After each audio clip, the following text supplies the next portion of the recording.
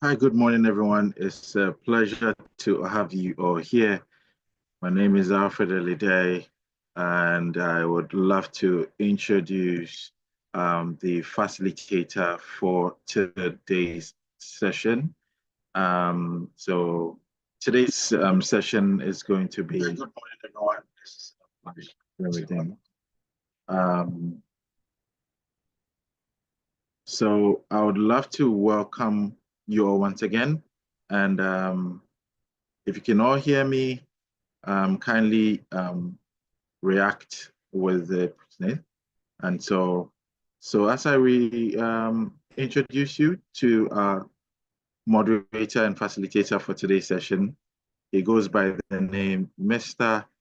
Gesimba Ating'ah. He's a country director, Falas Kenya, and a highly respected youth leader, policy advocate, and Pan-African strategist with a track record of engaging young people across civic, academic, and continental development platforms. He's widely recognized for his work in fostering inclusive dialogue and driving youth participation in decision-making spaces, both in Kenya and across Africa. He's known for his sharp intellect, strong moderation skills, and ability to weave diverse perspectives into meaningful discussions. He brings clarity, focus, and energy to every platform he leads. Ladies and gentlemen, please, with a reaction and a chat in your chat boxes, help me welcome the facilitator and moderator for day one of the African Youth Empowerment Summit, Mr. Gesimba Ating'ah.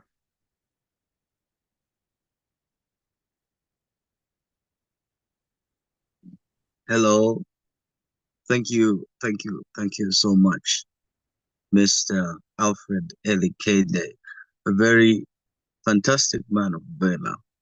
Now, ladies and gentlemen, just to give you a welcoming remark, it's Wednesday, but as you can still, I'm still in my Sunday best. So this only goes to show how important this is to me, and I wouldn't miss it for the world. So I've been invited as the moderator for your day. So esteemed delegates, distinguished guests, vibrant young leaders of our continent, and everyone who is here to witness history unfold in real time. Uh, Allow me to greet you in a Swahili word because I'm from Kenya. Jambo. Most of you have heard Hakuna Matata being said the world over, possibly even in movies that are not African. So, welcome to the African Youth Empowerment Summit of 2025. This is where the spirit of Harambe, what we call Harambe pulling together, comes together and amalgamates with the dreams for a united Africa. We've heard about the American dream, we've heard about the European dream, but one question I want us to ask ourselves all through this summit is, what is the African dream? That's a very important question. Now, ladies and gentlemen, let me start by confessing something to you. When I saw my name as a headline moderator for the inaugural session, I was a bit nervous because, this is something that's the first of its kind. So I had to seek some elderly advice, and I went to my grandmother to give me some proverb that's just going to motivate me for a while. And she gave me a Swahili proverb. I'll tell it to you. It says, Kila ndege huruka na mbawa yake. What this means in English is that every bird jumps or flies with its own wings. Now today, as we begin this summit, my fellow Africans, we are not just birds that live normally every day. We are eagles that are soaring together to shape the future of our continent. Today, May 21st, 2025, we stand on the vibrant grounds of the African continent and wherever on the globe that we are to empower Africa's youth. with over 60% of our population under 25, we are not just the future, we are the now. You know, we can engage in all these debates, and at some point, we will have to get on the ground and transform our continent. That is why this summit is a hallmark, because it's not just a place where we will converge and speak, we will follow it up with solid action, just as our convener is going to elaborate. Now, it's innovators, it's dreamers, and of course, the occasional TikTok dancers create the vibrant economy of the youth. So as we begin this summit, I don't want to call it a summit. It must be an understatement. This is a gathering and a movement that's going to outlive each and every one of us on this call. So I invite you to laugh, learn, read, learn together. Let's harness the potential of our population, where every voice matters and every idea counts. As we kick off, I ask you to challenge yourself, just as I did as I began. What is the African dream? And how are we as the youth going to achieve this African dream? How are we going to soar as the eagle? And how are we going to use our wings to fly? Thank you very much. That was my opening statement.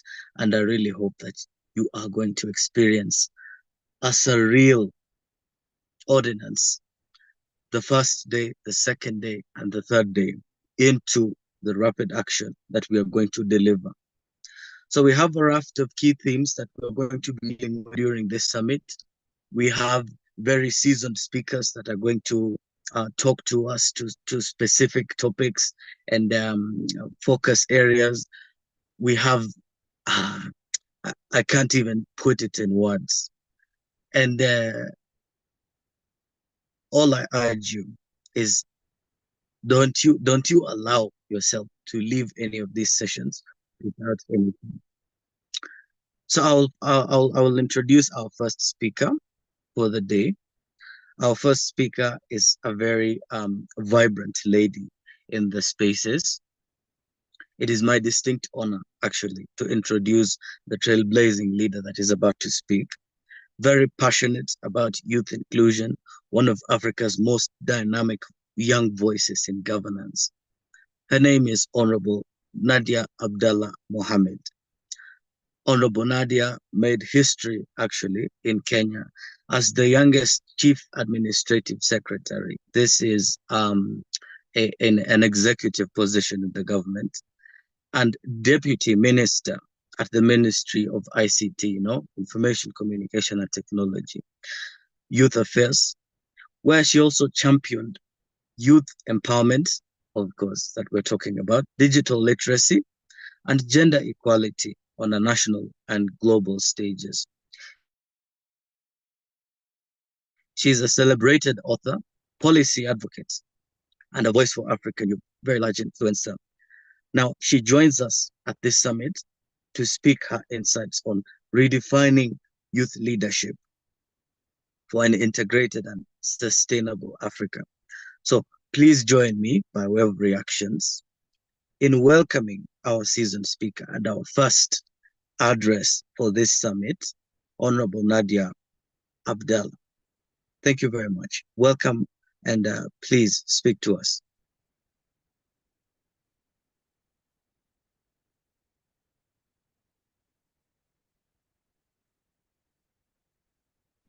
Morning, everyone. Are you able to hear me? Yes, we can hear you. Yes. Awesome. Thank you so much. I'm trying to switch on my video. Give me 1 second. I think I've bled it, so it's fine. Okay, let me see. Hello. Hi. Good morning. I thought this was like a youth, youth conference, youth gathering. So Everyone's supposed to have so much energy. Everyone is supposed, their videos are supposed to be on and interactive and all that stuff. Anyway, thank you so much to the moderator. I should have been looking as good as you are looking, by the way. Don't you guys think our moderator is looking good? You can just give a thumbs up, a virtual thumbs up. Awesome, awesome. So, thank you, Ellie and team, for inviting me. In fact, I was this close to not making it today because I'm currently at a funeral, but I was like, it's very important for me to show up. And at least give my 2 cents about, how youth can redefine leadership. Also, I have a bit of a cold, so forgive me if my voice is not going to sound clear. So I want to get right into it. I feel like for the longest time, we keep trying to figure out how to redefine. We struggle to find out how to define leadership, youth leadership. And then now we're at a point where we're trying to redefine it. And so I feel like at some point as young people, we need to agree with one another that youth leadership doesn't need a definition generally. Youth leadership is driven by passion, it's driven by belief, it's driven by commitment, it's driven by consistency. Unfortunately, a lot of us young people are not as consistent, we're not as passionate, and we tend to really misunderstand the power we have as young people. If we believe in ourselves, we tend to undermine what we can do when we come together. And we tend to second guess a lot of things that are brought onto our plate. And so having transitioned from, government, from not being in government, then going into government, and now being in the development world, I did notice that for us to strengthen youth leadership, we have to work as one. We have to be integrated. We have to be committed. The individuals have to work with the government. The government has to work with development partners, and development partners have to work now together with young people. So it's a whole holistic circle that we need to know how to navigate and put together. Now, right now, we're at a time where a lot of young people are agitated by the different things that are happening in the different countries, whether you're in the East, the West, the South, the North, whichever it is. A lot of young people are agitated. They're agitated because they feel like for the longest time, we've been told we are the leaders of tomorrow. We are the leaders of this. We are this. We are this. But then we are not seeing tangible things coming up. We're not seeing that progressive nature of being the future leaders. As young people, we're always called when, I don't know if I can use this word, but we're always called when shit hits the roof. We are never called at the beginning, to set the pace, to put everything together, to solidify our foundation, and to really complement what each young person can bring on board. It's more of, now that we're here, let's call the young people. And so there's a lot of agitation from young people because we're more tired. We're tired of just being there, being asked one question, and then from one question, everyone else just creates this whole holistic solution that doesn't include us. But as we look into our agitation, I think it's about time now we try to refocus and re-strategize ourselves. I tell a lot of young people, in order for you to achieve something, you don't necessarily need to have so much, you don't need to force things.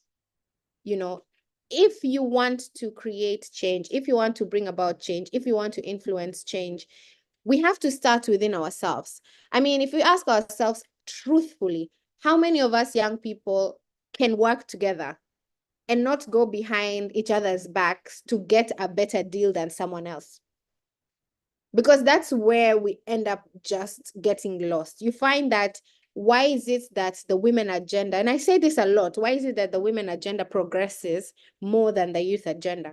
It's because the women agenda, once the women have decided this is how we're going, this is where we're going, they go that way.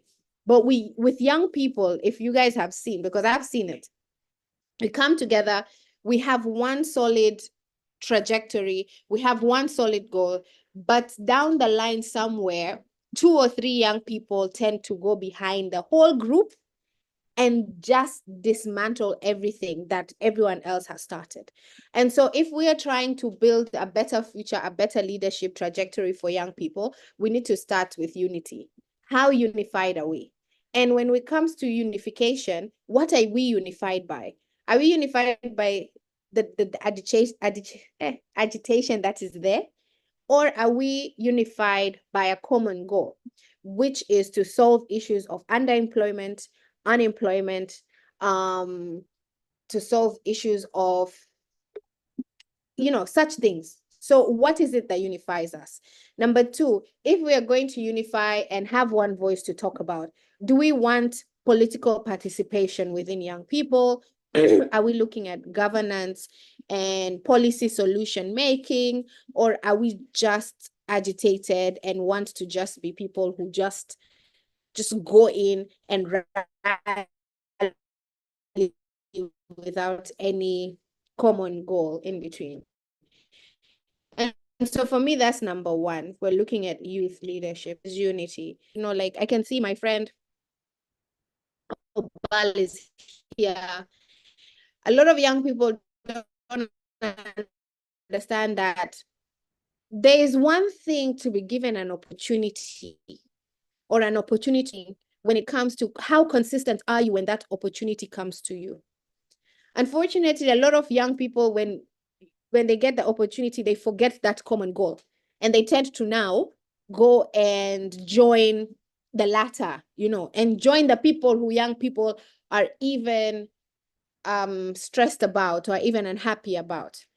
So we need to start looking through ourselves and understanding that as you can be a young person, and youth, this youthful age and whatever, this is something that everyone is going to get out of. But once you're there, how consistent are you with your messaging? How consistent are you with your advocacy? How consistent are you with your passion? How consistent are you when it comes to showing up? And showing up is a lot of things. It can be even showing up at a conference like this and sharing your own opinion. How consistent are you with your opinion? You might believe in something and you are the only person in the room who believes in that. Are you willing to be consistent with your goal, consistent with your focus, and keep that going?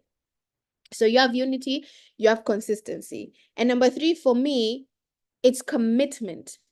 How committed are you when it comes to redefining what leadership looks like for young people?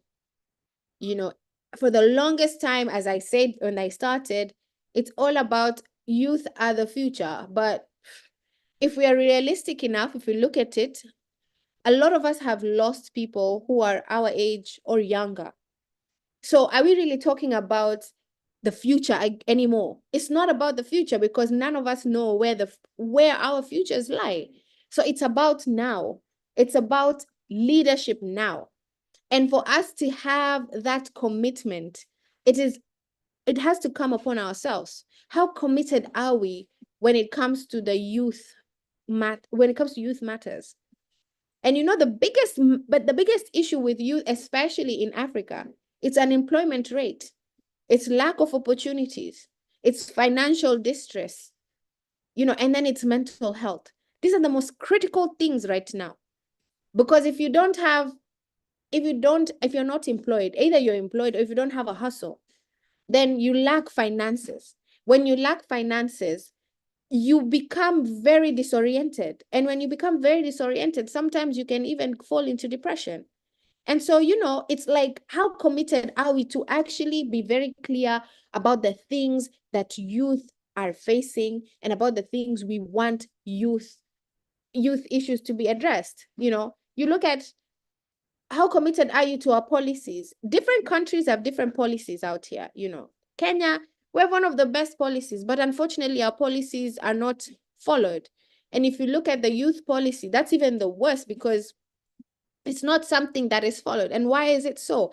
It's because the people, who are already in these leadership places still don't see the need to have an immense amount of young people to be part of this discourse, to be part of the change. But then again, I always tell people, and I'm very straightforward, I always tell people, you want someone to give you an opportunity, you want someone to see how focused you are and everything. Can we be united? Can we be as one? Can we talk as one? Unfortunately, I don't know what happens. And sometimes it could be self-interest.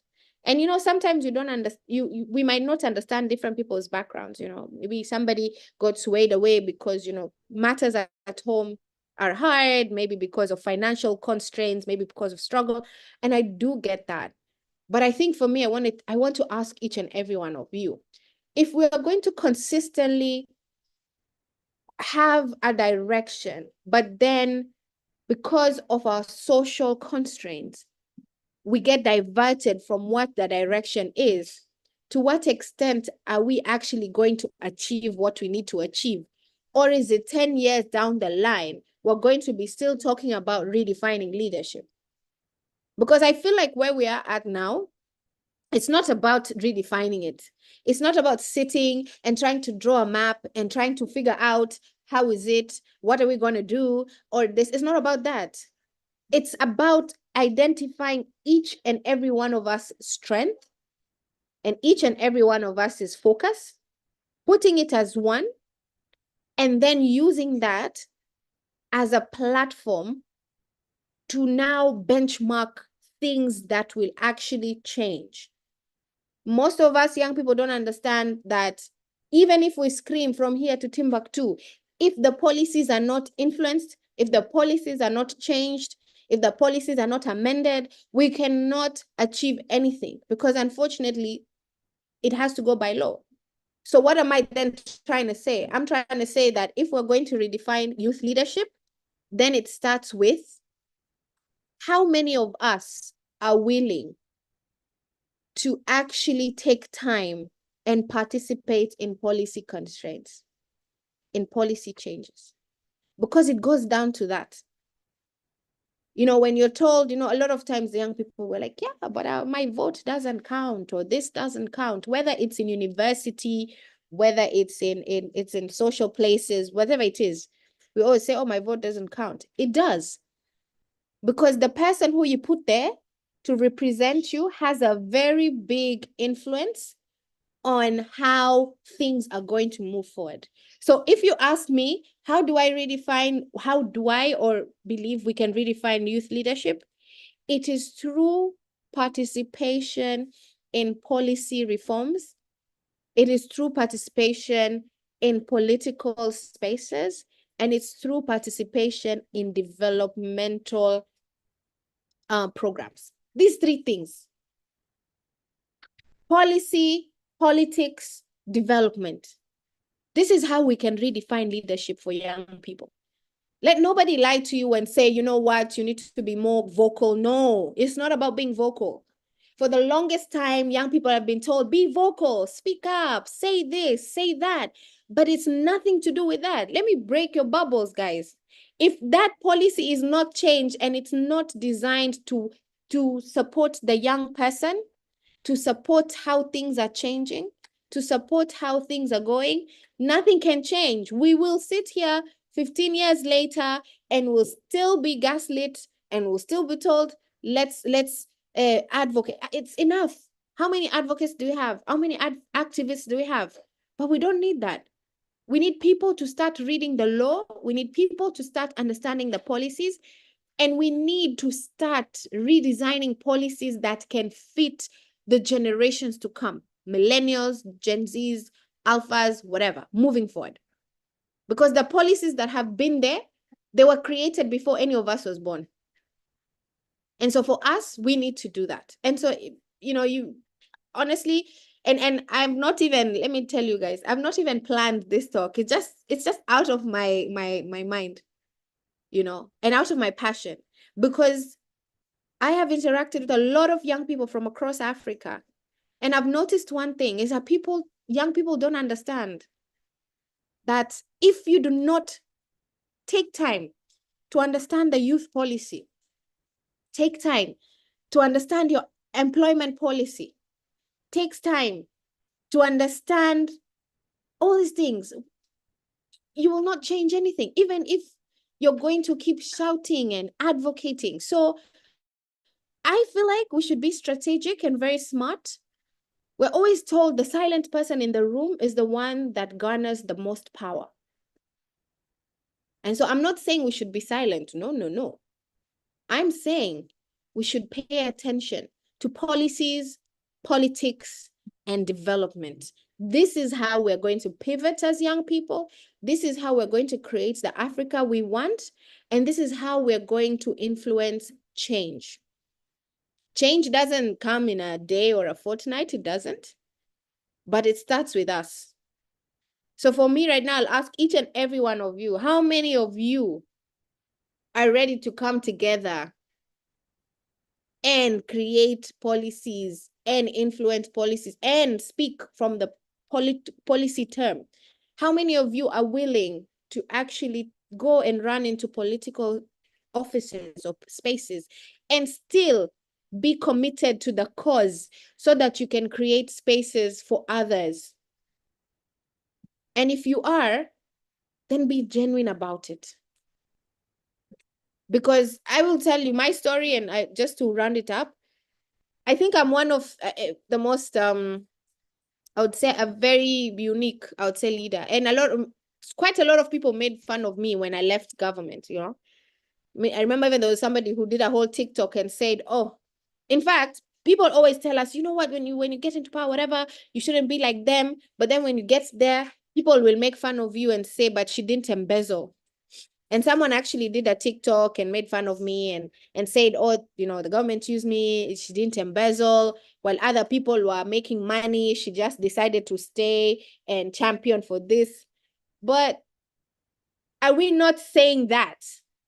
Are young people not saying that? And so it's sometimes it's not about a system, it's not about a structure, it's about individuals. As African youths, if you believe in the rise in Africa, if you believe in the Africa we want, what are you doing about it as an individual and then as a collective? Because we will talk, we will sing, we will rant, we'll be angry with this. But if our policy, I'm going to repeat this again, if the law and the policy is not made by us, for us, there is no redefining of leadership, youth leadership we are going to do that has already been done or is being done right now. And so I'm just going to say that. I'm just going to say, take initiative, do a bit of soul searching, do SWOT analysis on your life in terms of your leadership trajectory. Try to identify what it is that you want, what it is that you want to achieve. Identify people who can do that with you. You want to run political spaces, get a strategist, get someone who can design your framework, your roadmap. And then now slowly go for philanthropists, you know, go for other people who can actually give you money. And sometimes if you want to go for a political seat in any country, sometimes you can be that different person and don't go for a political party. Sometimes just go by yourself. That's how change is made. That's how influence is built. And so mine is just that. Let's stay away from redefining things or defining things and start using what we have and identifying where the strength is, and then leveraging on that to build the Africa we want to see in the next 10, 20, 30 years. If Kwame Nkrumah did it, you know, if he did it, if Julius Nyerere did it, if Nelson Mandela did it, who are we? We can also do it. It just takes strength, it takes commitment, but more so it takes consistency. Consistency in your belief, consistency in your way of doing things. And my way might be different from some of you who are here. You might be like, she's just saying it, but I've used my way and my way has worked. So I feel like we should now do it, incorporate it as a whole team. So that's all I'm going to say for now. I hope you could get a thing or two from what I've said, my 2 cents. And yeah, I'm wishing everyone the very best. And I just want to say thank you to everyone. I know a couple of people here and they're doing amazing work. Advocacy, people are consistent, like Tony. Tony is very consistent. I've known him for a while, very consistent in what he does. Ellie is very consistent in what he does. Obal advises the president in his way, and he has his beliefs. And I'm sure others that have not seen their names here, but I'm sure each and every one is doing something to make a difference, to be consistent, to be seen, to stand out. So we should keep that momentum. And let's have more of us in leadership spaces, in governance, in politics. Because we're not the leaders of the future. We're the leaders of now, of today, of this very minute. And once we understand that, once we hold on to that, we're going to really make a lot of difference in this world. So thank you very much. Back to you, sir, Mr. Moderator, or is it Ellie? I don't know who's taking it back. Yes. Thank you very much. It's wow. I mean, I'm lost. I'm lost for words. Thank you very much. I think we can also see by way of the reactions that you have moved some of our audience members, and it's quite striking what you are saying. Thank you very much for your presentation. You know, it's very tough to get someone who would pick the words that you have picked from the top of their minds, just as you've said. Personally, I'd have spent almost 2 weeks preparing for that presentation, but that was very powerful. So, thank you. Yeah, thank you very much. You know, for the ones that are in Kenya, you would probably relate. During COVID, we had this minister for health that would say, if I can get it, you can get it, anybody can get it. So just as Honorable Nadia has said, if she can do it, you can do it. Everyone can do it. If Kwame Nkrumah did it, you can also do it in your own capacity. And okay, sorry, I'm very sorry about your cold, by the way. I hope you get well soon. Thank you. And a quick recovery to you. So yeah.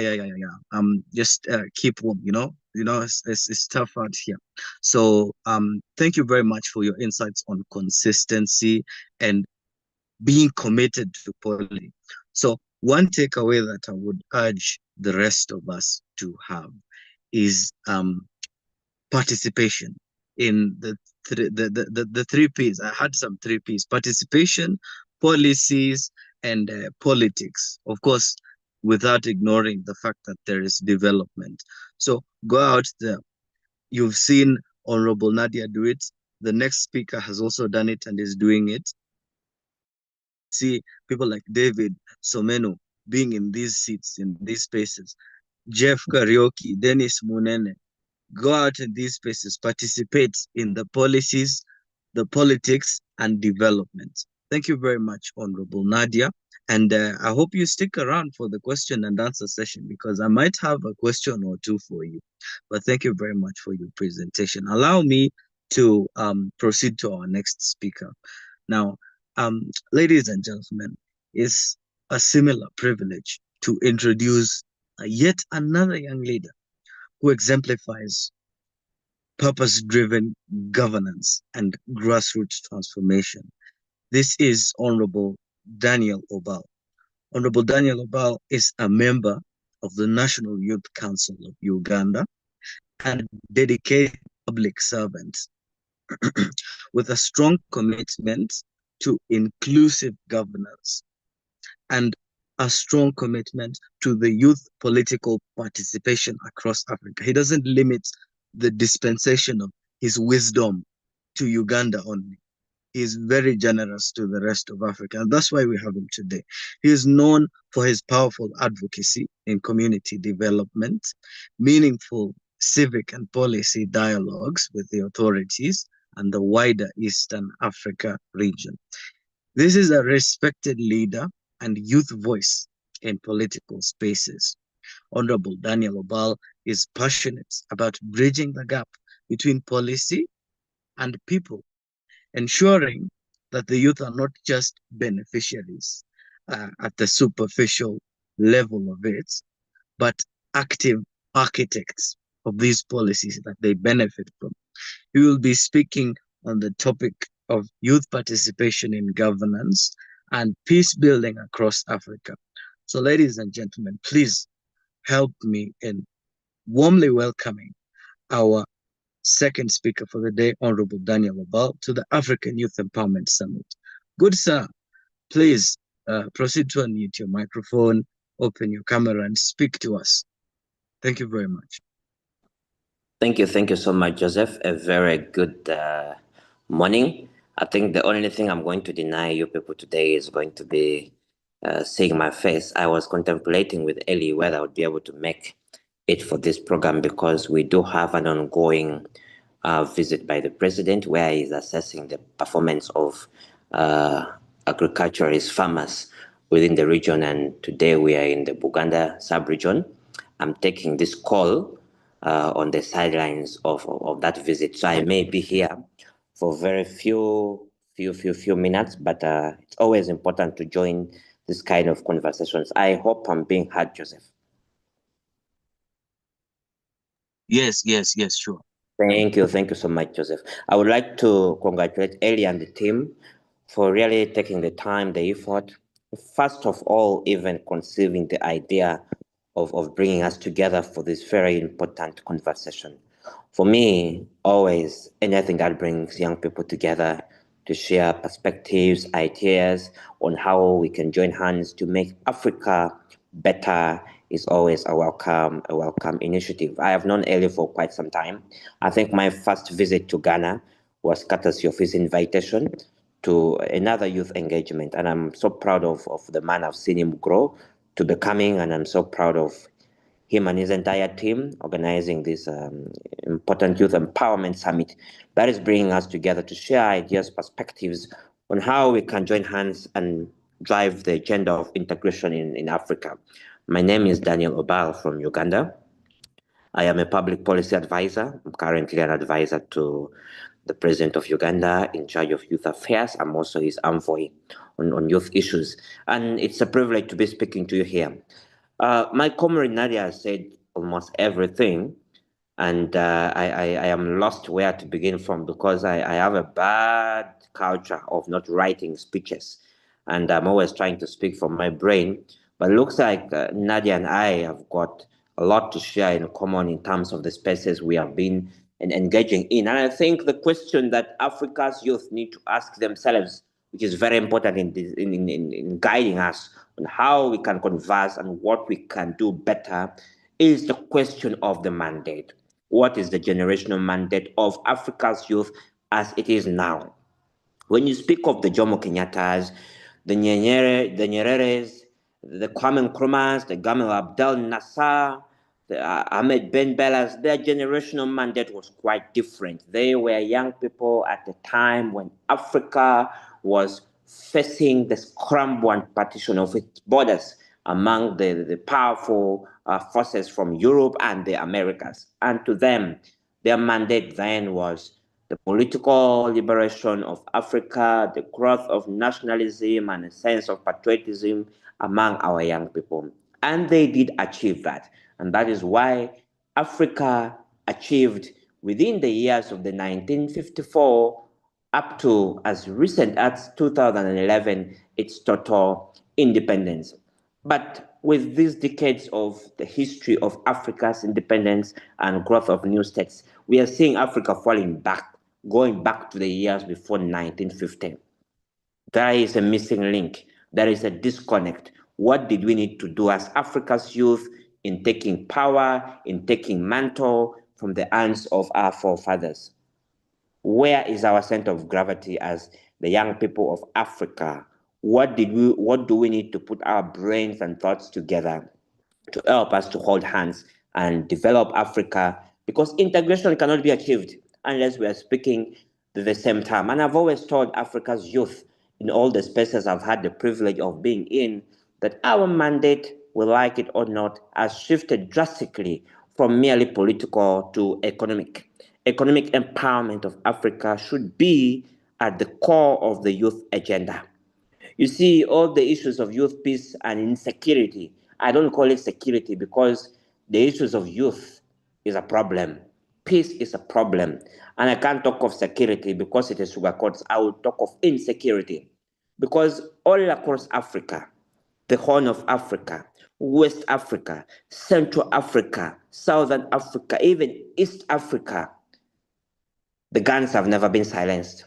The guns are beginning to, in fact, they are no longer guns. The bombs are beginning to explode even louder than our ears can contain. But when we begin to assess the causes of all these instabilities, we will talk of political representation, we will talk of cultural dynamics, but the overriding factor has been the place of Africa's youth in regards to employment and economic empowerment. A young person who doesn't have money can accept anything.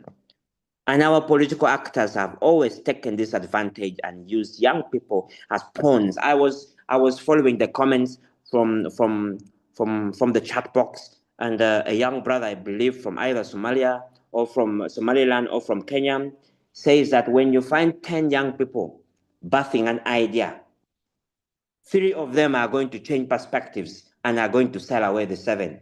At the end of the day, when they are achieving, it's no longer what they came together to achieve. It's something totally different. The crisis of betrayal among Africa's youth. And I think the question we must be asking ourselves now is, how can Africa's youth work together to harness the potential, the opportunities that is available? We talk of creating opportunities for Africa's youth, but these opportunities are there. I think it has to do with who is creating these opportunities. A week or two ago, I was following from Twitter. Several billionaires came to Kenya and they were saying they are mobilizing financing for Africa's development. These are white billionaires. I don't know who lies to us that white people will have Africa's best interest when they are in charge of our finances. Look at the global markets and the global financing system. Talk of the World Bank. Talk of the IMF. They would rather give Africa's youth money to talk about climate change. I'm not saying climate change is not a problem, but sincerely, when people are sleeping hungry in Somaliland, when guns are blazing and blowing in Sudan and South Sudan, when West Africa is in tatters, and thousands, in fact, more than 70% of financing to Africa is specifically to climate change.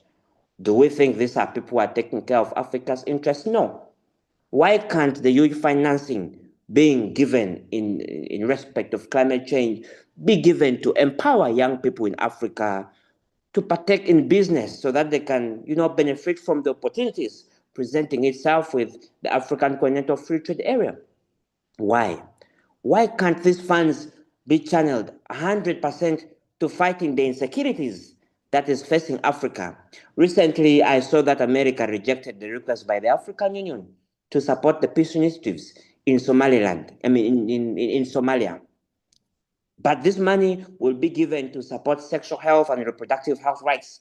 I'm not saying they should not be supported, but in terms of balance of convenience, in terms of balance of priorities, do we think that the external financing is taking care of Africa's interests? No.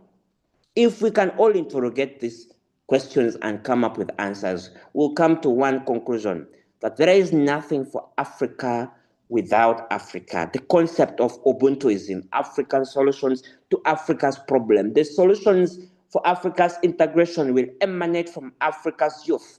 The capacity of Africa's youth to mobilize resources. We don't need to be borrowing from external actors. When a country like Egypt has got a lot of money, when a country like Algeria has got a lot of money, can Africa's youth push for South-to-South triangular cooperation so that we can share the limited resources that we have? Africa is drawn in discussions around SDGs, Sustainable Development Goals. It used to be Millennial Development Goals. It became Sustainable Development Goals. Last year in September, we were in New York. Now we are coming out with a new pact for the future during the Summit for the Future, because the Sustainable Development Goals have failed. By 2030, they would have failed. Now the world is going to be shifted to a new term of goals. I don't know what they are going to call. Now they might even call it unsustainable development goals, because how can you sustain poverty? How can you sustain insecurity? They have failed. But what has Africa been subjected to? The discussions on SDGs, SDGs, SDGs. These SDGs, they come with very limited financing. If you look at America, if you look at Europe, and the funds that have been allocated to them, even by the United Nations themselves, in terms of support envelopes, the support to SDGs in these countries is bigger than the support of SDGs financing to Africa combined. Why should Africa be immersing its head in discussions on SDGs when America, when Russia, when Europe are engaged in arms race? We are discussing who can combat poverty more when America and their friends are discussing who has got the strongest missiles. I think the table is very unbalanced. I think you and I need to begin discussing how we can finance for development of Africa. And this financing begins with me and you, and our respective countries, in our respective communities. To be a leader, you don't need a government title. And that is why I'm so grateful to Eli for creating this platform. Eli is not a government leader, but Eli has been able to bring all of us together. Can we have in every country 10 young people passionate about development, passionate about sacrifice, passionate about volunteerism, to drive the agenda for Africa's youth? The African Union has got a lot of initiatives that can really support our young people. I'm seeing my comrade Joshua is here. I hope he's going to talk to us about the many initiatives that is there. The 1 million next level that seeks to empower young people with opportunities in employment, entrepreneurship, health and well-being, education, among others. We have the women and the youth financial initiatives to give money to young women, to young men. These are the kind of initiatives that we need to put our heads together and support as a continent. In your community, are you engaging in initiatives that can bring money, that can bring the community together to develop? I did tell you that at the moment, the president here in Uganda is visiting farmers who have been supported by government to engage in a form of agriculture that we call the 4-acre model of farming. It is because a community that can sustain themselves will develop, will say no to insecurity. And that is where Africa's youth need to focus their energy. Can we move away and shift our brains from being job seekers and being job creators? Because wherever you are, you can create the job. It takes 1 or 2 people holding your hands. It takes us coming together. It takes us overriding and overcoming the things that disintegrate us, the things that make us enemies, and building our hopes and forces around the things that bring us together. There is so much I could have said in this on this platform, but I hope that the speakers that we are going to be listening to will take us deeper into some of these discussions. When COVID-19 came, we all saw what happened. Access to vaccines in Africa became a problem because nobody mind about how we die. But your life, my life is important to you. And that is why we need to create and keep the solidarity within the spirit of Ubuntu. Thank you so much, Joseph, for giving me this opportunity. Thank you so much, Eli, for giving us the opportunity to be able to share ideas. And I can't wait to hear the thoughts and the perceptions that brothers and sisters on this forum will have. God bless us all. Fantastic, fantastic. We are moving on very, very impressively. You know, it's just surreal. Thank you very much for your presentation, Honorable Daniel. It's been very profound in the conciseness that you have delivered it in. That we need to focus on economic empowerment of the youth and meaningful economic empowerment at that. So it's very important what you have mentioned. And it takes me back to something that happened earlier with the Bretton Woods institutions that you've just mentioned. We've had a run-in in the past with one of the African countries that I will not mention. And this starvation that was widespread was caused by a depletion of their grain reserves as a condition by one of those institutions for some financial aid. So it's very profound that we need to talk about and tackle these issues head on. And I really appreciate what you're doing in Uganda with the visitation of the government-supported farmers. It goes a long way, actually. You know, even in Kenya, the agriculture is the backbone of the economy. So giving a testament that you actually support and put your efforts quite actively in the spurring of economic growth via agriculture and self-sustenance is very important. So thank you very much for highlighting the lens upon which we probably need to focus on. We highly need a shift from, you know, assistance to self-sustenance. We need not keep worrying about where we're going to find the next financial aid. We need to worry about how we're actually going to be financially independent as the African youth. So thank you very much for your presentation. And I'm actually very optimistic that we'll have engagement from more of our audience members as we proceed. Thank you very much, Honorable Daniel. So allow me to proceed to our next speaker for the morning session. Our next speaker for the morning session is a passionate policy strategist in Africa and one of the leading voices in youth empowerment, Mr. Joshua Kweikuma. Mr. Quaye currently serves, as we speak, of course, as the Youth Engagement and Program Lead at the African Union's Women, Gender and Youth Directorate. That is his current position. He plays a critical role there in coordinating and implementing strategies that amplify youth participation in all spheres of life, whether economic, social, and political, under Africa Agenda 2063. Most of us must have had it, if not all, on this call. So he has been very instrumental in shaping and driving impactful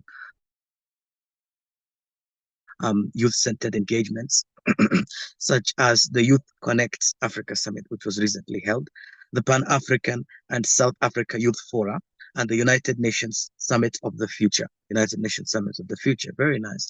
Known for his collaborative approach and visionary leadership, Mr. Quaye continues to build bridges between institutions and young people, ensuring that these voices are not only heard, you know, as a formality. You know, most of these people just like the flowery concept of we listen to the youth and we consider their views.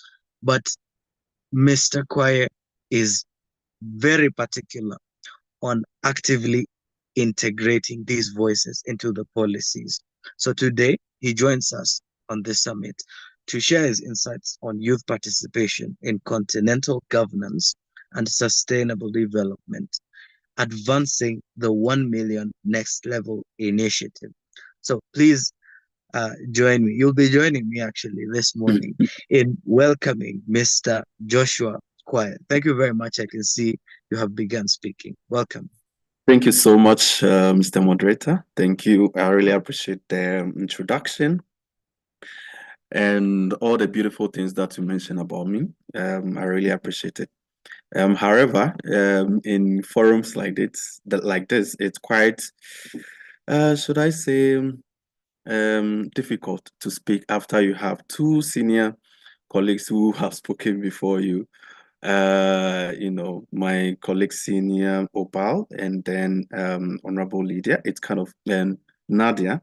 It's kind of, you know, put you in a very difficult situation, because then it kind of you know, makes you or push you in a corner to speak in a gray area, which is totally different from what they have spoken about. However, I appreciate all the context that he have set, because those things are the things that as young people we speak about all the time. So what it also means is that a lot of the foundation to youth development and empowerment has been set already by our first and second speaker. So I will be tilting towards, perhaps what the African Union has been doing with its continental framework, which my colleague Obal has already mentioned about, which is the 1 Million Next Level initiative. But before we delve, I zoom into my presentation, I just want to give a little bit of a context, at least to give us an idea what constitutes a young person and who a young person is, and then the demography of young people that we are serving at the African Union. So first of all, Africa, like we all know and has been said over and over and over again, has the youngest continent, is the youngest continent in the world. And we are forming about 75% of its 1.2 billion population, which are under the age of 35. So you can do the calculation yourself. 1.2 billion population of Africa, and 75% of it are young people who are below the ages of 35 years. And our African Youth Charter, which is a development framework that defines who a young person is, defines the young person as someone who is between the ages of 15 and 35 years. And within that age bracket, we are about 453 million young people. So this demographic reality places young people at the very heart of Africa's development agenda.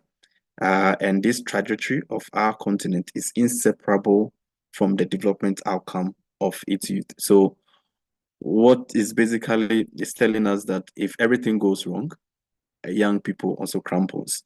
So if young people fail themselves, we fail our continent, because we are the major per numbers, the major stakeholders of this continent. So if the right investment is not channeled into our young people, what it means is that we are a continent heading to nowhere. And I believe the realities already have been painted very clearly by our two previous speakers. Now, at the African Union's Women, Gender and Youth Directorate, where I work, our core mandate is very clear, and we derive our mandate from Aspiration 6 of the 2020 Agenda 2063, which is to unleash the potential of women and youth by achieving, first of all, gender and youth parity, enabling environment, and fostering meaningful engagement. One of the most important transformative way that we keep driving our continental integration and development is by harnessing the demographic dividends of our young people. And of course, I've highlighted how youthful our population is, and how when young people fail, or when our leaders fail young people, we crumple the whole continent. However, when we do the right investment, we harness this demographic, the potential within our demographic, which is the dividends that young people bring. So this is at the core of our Agenda 2063, and which envisions an integrated, prosperous, and peaceful Africa, driven by its own citizens, especially we, the young people. So to realize this vision, as I've set the context, it is very important that we become very deliberate and strategic about mainstreaming youth-focused development programs. So in all areas of development, at the member state level or at the continental level, mainstreaming youth-focused development program should be prioritized, because we've already known the picture. We've already known how how beneficial, if the right investment is channeled into youth development, will be. So what it means is that as young people, we have to ensure some level of accountability, either to ourselves and to our leaders in our member state. Because if we fail to hold these leaders accountable, what it means is that even if they are doing something wrong or something that they have promised us at the continental or at the national level, and we are not able to hold them accountable, what it means is that we are also kind of agreeing to maybe the misalignment of the priorities of young people at the national level. And for this reason is why we launched a game changer initiative called the 1 Million Next Level Initiative. So the 1 Million Next Level Initiative, which I believe most of us may have heard about it, seeks to reach about 300 million young people by 2030. So I gave you the statistics of young people between the ages of 15 to 35 years who are around 450 plus million out of the African's population. So with this game-changing initiative, if we are able to, reach these 300 million young people by 2030, what it means is that, we have almost taken about over 90% of young people in Africa. It means we have reached them in the areas of health and well-being. We have reached them in the areas of engagement. We have reached them in the areas of entrepreneurship. We have reached them in the areas of education. Now, these thematic or 5 thematic areas are not just about spelling out the name, but it embodies different sub-components that attempt to empower and develop young people. So for instance, I can take engagement, for instance. So engagement, this platform is a very good engagement platform where we are engaging young people on issues that affect us and the continent. However, at the continental level, with the African Union, which is a body that kind of turn out policies that affect us, how then do we integrate youth voices into the policy making processes of the African Union? And that is a core focus as a youth leader, the engagement leg of the 1 million next level champions. So for instance, you own or you head an organization in your country. The country or your member state year on year comes out and implements certain policies that you feel like loses touch with young people, because you'll be there, you wake up one day and there's a new policy, there's a new tax element, there's a whole lot of things happening. And the leader of your youth organization, maybe it could be a National Youth Council or any other youth-led organization within your member states. You realize that these things are happening when young people are not engaged meaningfully. And this gap in our engagement processes is what is evident in a lot of the areas of unrest, especially among young people we see across Africa. Not just, of course, most recently we've seen it in Kenya, where young people mainly between the age brackets that we've spelled out have hit the streets to demand accountability, and not just demand accountability, to also to speak to issues and also to demand an inclusiveness in ways policies are churned out at the national level.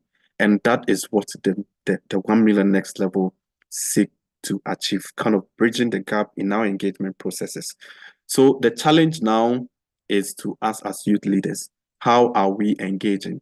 First, how are we engaging our demography of young people we serve? How are we engaging at the national level? How are we engaging at the regional level? And how are we engaging at the continental level?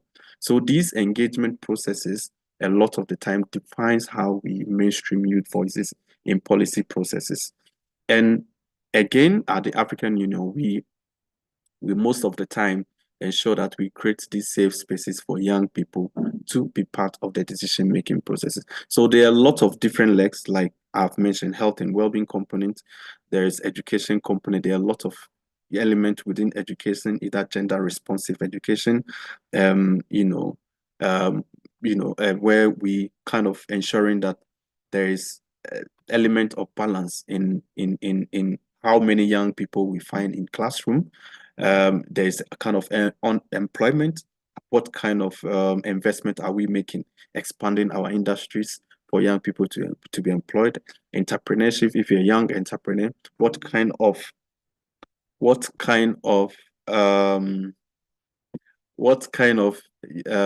investment is there for you, or fund available for you to kind of scale your investment? And I think Obal mentioned about an initiative where the government is kind of supporting agricultural or farmers to kind of scale their farm or their yields from their farm, and which in effect kind of expand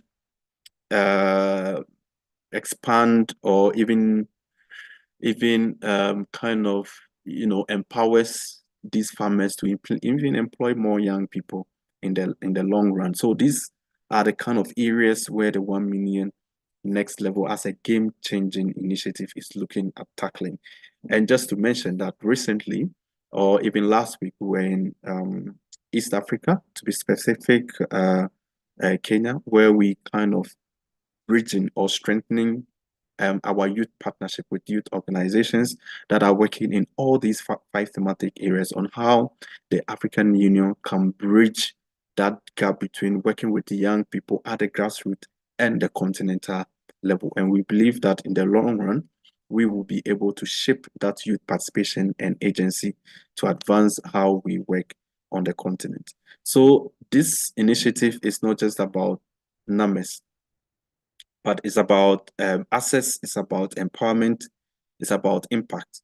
It also represents a continental call to action, relying on our collective effort of AU member states, of course, development partners, youth organizations and youth leaders, our private sector, and young people themselves, as we have on the call, to deliver tangible opportunities and results.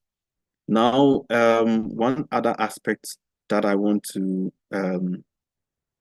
mention is how this development framework ensures that our youth programming is dynamic, our youth programming is inclusive, and aligned with our continental policy instruments such as the African Youth Charter and aspiration and aspirations of the Agenda 2063.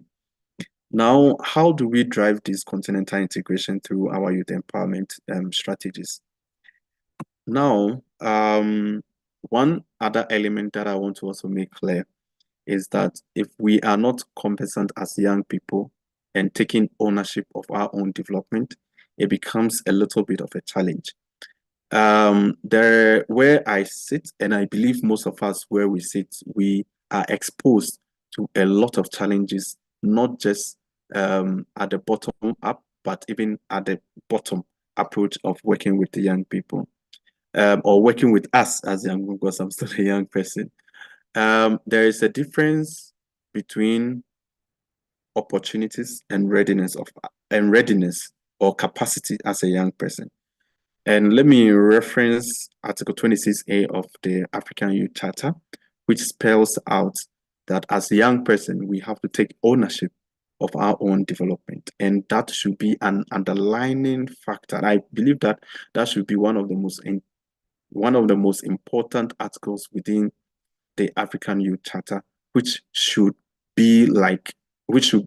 guide us as young people to own our own development. There is one thing making the opportunities available for young people, and then there is one thing, lacking the capacity. Now, don't get me wrong, I believe and know that a lot of young people are doing a lot of great things, and sometimes when you hear them, you can't help it but just to admire the work that they are doing at the grassroots or even at the continental level. However, the challenge still exists. How then do we partner as youth organizations that are working within that ecosystem to kind of cascade the capacities that are lacking at the grassroots to kind of bring these young people up to the opportunities that are available either within our spaces, either within at the national level, the regional or the continental level. And I believe these are the gaps that we face as youth organizations. And the African Union, through the Women, Gender and Youth Directorate, has been working to close this gap over a period of time. And we've been running a lot of capacity building sessions, working with member states to ensure that these young people at the grassroots are reached as much as possible. Yes, to conclude, before you cut me. No, I'm not cutting you off. I'm just posing a request. Some of our audience members are requesting if you could possibly unmute your video. Oh, okay. Let me see how play this. Sorry about that, colleagues. Let me check. All right, thank you. Please proceed. All right. Okay, thank you so much for that. Thank you so much for that. So let me pick my thought from where I left off. So that is the kind of gap that we face and the challenge that we encounter most of the time. And we are working more intentionally, like I said, with member states, with agencies, with youth organizations to kind of bridge those gaps. And for which reason, at the continental level, we've been launching a lot of initiatives. And permit me to highlight just a few. One, currently we have launched this in collaboration with UNDP, African Young Women Leaders Fellowship, where we bring young women together from across the continent and are kind of skilled, capacitated. Of course, they have their base and background already in any of the areas of interest to them, where they are deployed into almost all UNDP offices where they work and make impact. So if you're a young woman and you have interest in international development, of course, even if it's not you and your colleague or your friend, kindly go online and look for such an opportunity to share with your friends and colleagues. And all this, and this program also is in alignment on how we can implement and achieve and reach about 300 million young people in the area of employment. There is another one called the AUYBC program, which is the African Union Youth Volunteer Corps program, where then again we train and deploy young people into AU agencies across the continent, where they also work and in international development to make tangible impact. So these and many more initiatives, because of time, that I can mention, that the African Union is either working with member states, working with development partners, working with the private sector, and even our youth organization to strengthen youth participation, youth empowerment, and youth agency within that ecosystem that we are trying to build over a period of time. So just to conclude, to say that with I know Obal mentioned of the fact that, of course, in 2030, the SDG will be no more. So the question now is, we have to introspectively analyze what we've been able to achieve as young people, hand in hand with our development partners, our country leaders, and even our leaders at the AU, hand in hand. How then do we hold this? How do we hold ourselves accountable, and how do we hold our leaders accountable? There's one thing holding yourself accountable and knowing that, look, there are things that as a young person I should have done and I didn't do, or I'm taking steps to do. You hold yourself first accountable, then that gives you kind of the leeway to hold your leaders also accountable to things that they sign up for. You sign up to reach about 300 million young people. How have you been able to reach these young people? As a young person, what can I do to place myself and position myself to be exposed to these opportunities? So accountability, I believe, also goes hand in hand in shaping our youth development trajectory. So what I'll say is that together we can transform Africa based on what we've heard on this call into a continent where young people are not just, beneficiaries of all the flowery, development programs that we have, but are co-creators of our own future. Because trust me, young people are different everywhere. Even if you look in your community, what you want is totally different from the next young person, what they want. But how then do we bring everybody together in a room in a way that speak to our development effort in a co-created future that we all want as Africans? Thank you so much, and I think I will end here. Over to you, Mr. Moderator. Fantastic. Fantastic presentation from Mr. Joshua right there from the African Union, highlighting the very salient features that go towards ensuring that the African Union establishes itself as an institution which connects the youth with actual policy implementation. So thank you very much for highlighting that we are the co-creators of our own future. You know, sometimes we tend to think that someone is coming to save us. There is this mythical creature that is going to come and say, hey, these Africans have really suffered so much. Let me go and save them. We are the authors of our own misfortune, and we're also likewise the authors of our own success. So thank you very much for taking us through the various aspects in which the African Union integrates the youth into workable frameworks, and I really appreciate the fact that you have done it. So allow me to engage the audience a little bit. Now, one fun fact that I would like to enlighten the members of our audience is that we are live on YouTube. So I just urge you for a second, if you may, just go to our YouTube platform. Our channel is called the African Youth Empowerment Summit. Just go to our channel. It's live streaming, the same thing that we're doing here. Throw in a comment, a like, subscribe if you haven't, and show some support. You could just tell us where you're from on the comments, how you are enjoying the summit, and what your takeaway is so far from what you have heard from our seasoned speakers. So our YouTube channel is African Youth Empowerment Summit. Once again, go like, subscribe, comment, share your thoughts on how we can do this and how we can, the link has also been shared here. So it just makes it easier for you. Thank you very much for sharing the link. So the link is there, just click upon it and engage us. Now, our speaker, Mr. Joshua, has just spoken towards the African Union. And I would just like to ask any of us who would like to, engage just to break the ice, because we're almost wrapping up this morning session. 2 volunteers for from the audience. Just feel free to raise your hand.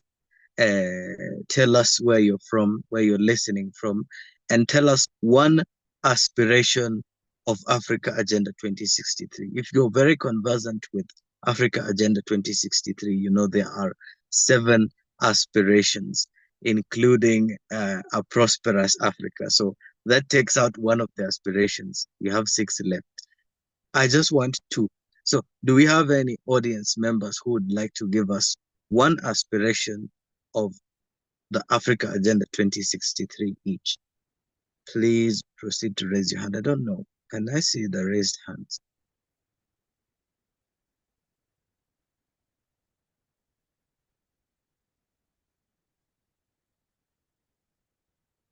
I don't know if the host is in a position to see if anyone has raised their hand to tell us one aspiration of Agenda 2063. All right, it seems not at the moment. So I will proceed to the final speaker for this morning session, and then we'll jump into the question and answer session. Meanwhile, audience members, please do your research. Now, it's my great honor to introduce our next speaker for the final wrap-up of the morning session, Mr. Beruk Ashaleu.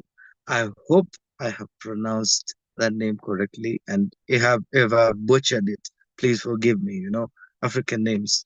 So Mr. Beruk is at the forefront of continental engagement, diplomacy, leadership, and under his leadership at the Africa Youth Forum, he has made it a vibrant platform for nurturing youth change makers.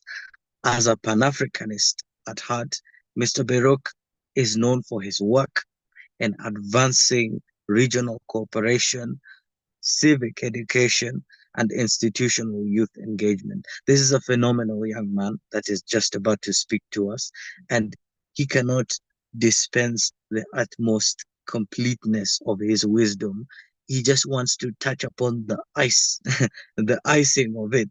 So I'd like to welcome our next speaker, Mr. Baroque, to kindly unmute his microphone and open his camera so that he can speak to us as the African youth. Welcome our next speaker to address the African Youth Empowerment Summit. Thank you so much. Can you hear me? Yes, we can hear you.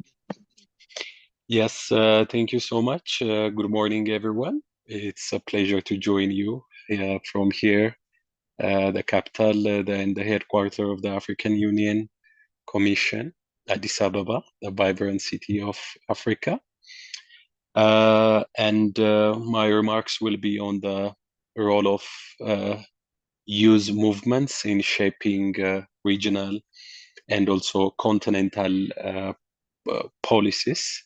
So I will be delivering on that note regarding that. So Mr. Moderator has just mentioned some of my experience. I'm currently working as Executive Director at the Africa Youth Forum. It's an annual gathering of African bright young leaders to discuss, to share their experience, and to amplify their voices in order to influence policymakers, leaders in different sectors, also in government. We just started in 2024 in November at the United Nations Economic Commission for Africa. We're able to manage to gather more than 200 users across in the year team of the African Union, Year of Education. So it was very fruitful, and also I am currently working as a president and co-founder at Ndarasi Youth Association. Ndarasi means ambassador in Amharic. It's a youth association that works on leadership, diplomacy, and also volunteerism. It has been 3 years since 2021. We were able to have different programs and activities, not only in the capital city in Addis, but across the region also. So as I mentioned earlier, I will be sharing about what's behind shaping policies in Africa. As we know, there is a huge population. The majority of the community in the Africa population is users, youngs, but we don't see that much influence and power according to shaping policies. 60% of the population is, but our presence in decision-making, policy platforms, and regional, they are limited. Also, I criticize wherever I go in attending different summits and programs that we don't see young peoples, but the programs and the forums are hosted in the name of the young peoples. So there is huge mismatch in terms of this. But the question is not whether youth have a potential to do or not. The question is, are we organized intentionally and bold enough to shape policies that reflect our realities and our aspirations? If we are saying that 60% of the population is young peoples, but not yet becoming organized and bold enough to shape the policies across, that's huge crisis that every African young leader must think of. I had the privilege of, as I told you, founding the Ndaras Youth Association and also representing Ethiopia in various platforms in Youth Connect Africa, in United Nations, different programs that host here in Addis and around the world. Also different conference, and most of the time I see that there is a lack of believing on ourselves. We must cultivate first our mindset that any group, starting from a WhatsApp group, youth groups, or school clubs, up to associations or organizations, that we can make a change. We are bold enough and we have the solution by our own, so that we can reshape policies and influence also. So the first thing that I want to say is, are we bold enough, or are we change our mindset that we are enough to make a difference in our community, in our sector, in our area, that can make an impact at larger scale level? That's, I think, the problem within most youth movements. We can learn from history, from South Africa, from also here from Ethiopia. As you know, Ethiopian has been fought for the African colonialism to end, and also the only country that able to neglect the foreign oppression, specifically the Italian occupation here in Ethiopia. But what brings that, when you see, it's the youth movement. It's the youth movement that was happening. The young, brilliant Ethiopians here were fighting against the colonialism power of the Italy or the foreign aggression. That's the only history. We can see the Nelson Mandela's movement in South Africa that brings the end of apartheid, and a beginning remark for the South Africans. So everywhere when you see the history of Africa, it's built by young, brilliant leaders and their groups movement that makes not only policy influence, but the change of government and the change of regime. Why not today? What's the lacking behind, if we see it's the boldness or the belief that we can change and make a difference? And the other point that I want to raise is, are we organized? Are we really organized and also know exactly the purpose why we are doing that?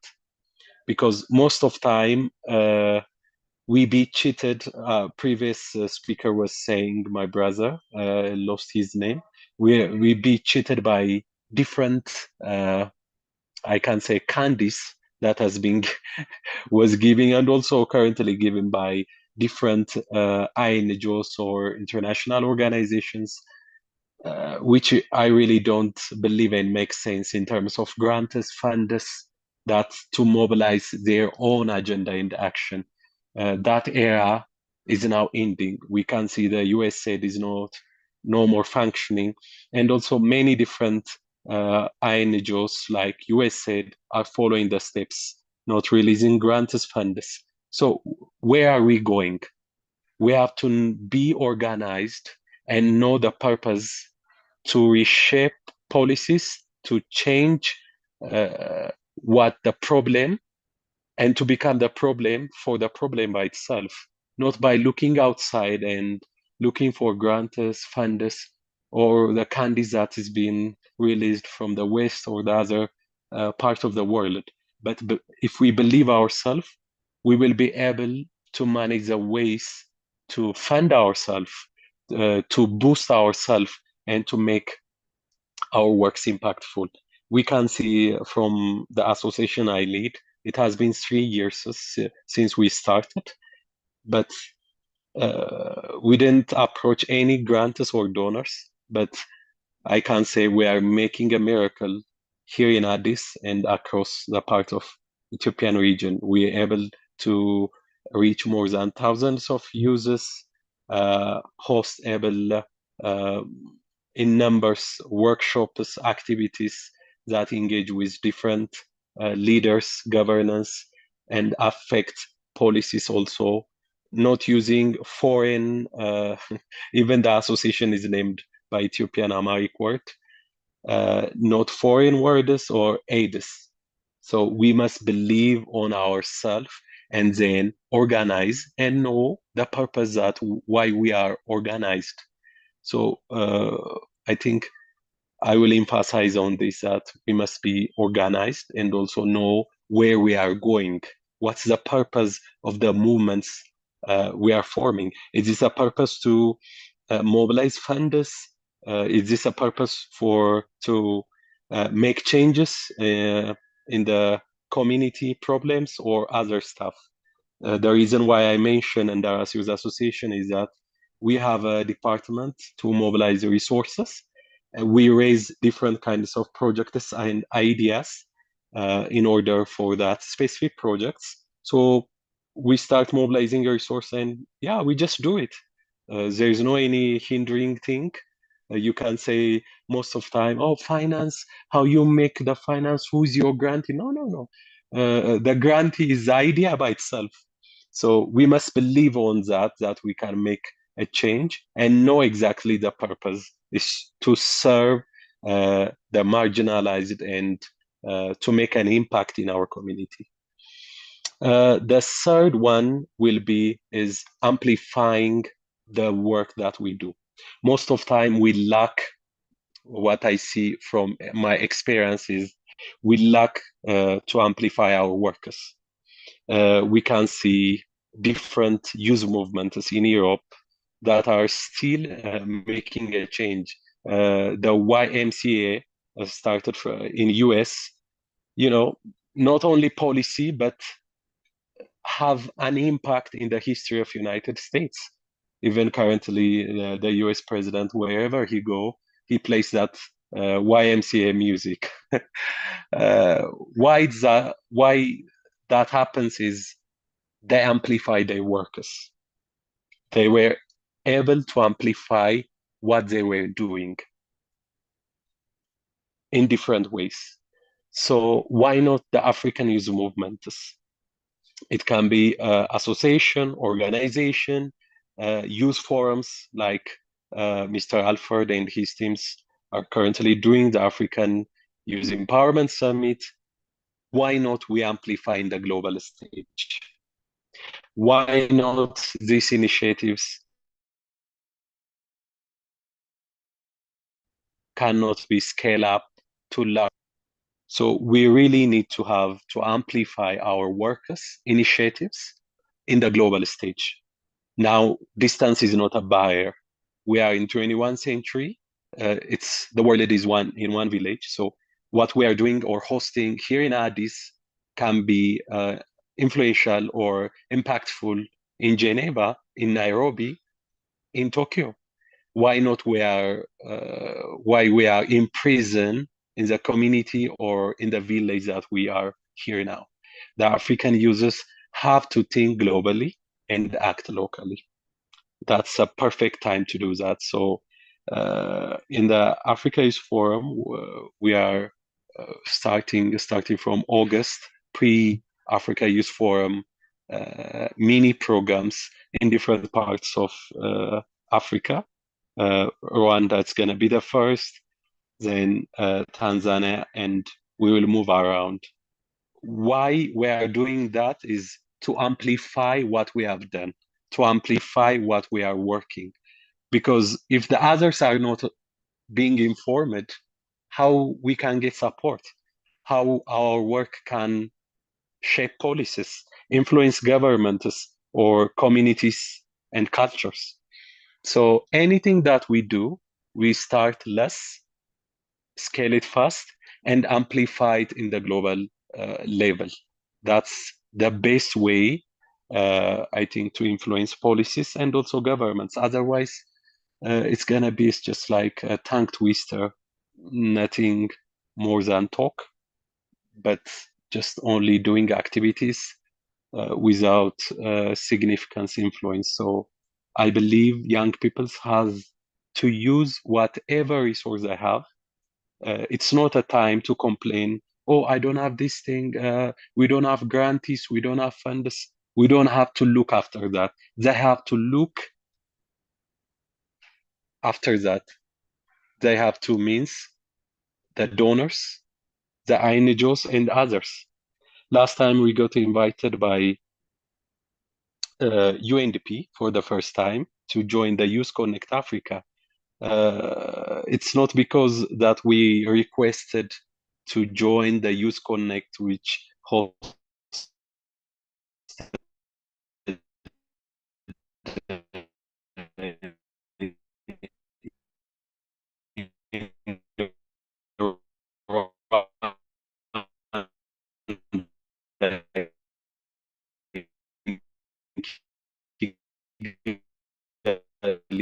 or to get work, and also the invited in different programs. It's because we are making the influence by using what we have, not from the imagination or the hope that we want to get. It's just we are doing what we do. We know the purpose, we know the way that, and we just kept going for the past 3 years. Now everyone from different organizations wants to work with us. Let's do this, and invites us in different programs. So it's a time to influence our community, our society, our government, our policies. We have to recheck our policies. As I told you, are they capable of giving a space for the youth to make a difference, to make innovations, and to act freely? If it's not, we must be first, as I mentioned, we must be bold enough to believe in ourselves. We all are human beings. There is no any greater or lesser. It's we are all granted by God a mind that can create, innovate, and make a difference. So we must believe in our inward power, a power to change the community. We must believe in our history, the Pan-African history, the Pan-African culture, the Pan-African movements that reshape the Africa that we see today. And starting from that, we will add being organized, having defined purpose to make a difference, and know the way where we are going. And the last, not the least, we must amplify our workers, starting small, scaling fast, and amplifying the work in the global stage that what we are doing. And why not? Why not the next UN Secretary General raised from Africa, the different African countries, or even from participants here? Why not the next World Bank, IMF leaders, or the next youth movements become reshaping the world and the continent's policy? So I believe to do so that. In the meantime, I advise all participants here and listening online to connect for a change, to connect and to make a change. One last thing I want to say, my grandpa always tells me while I was a kid, is that if dreams were horses, everyone will ride them. We have to believe on dream, but we have to believe also in taking action. We have to stop wishing, but start acting.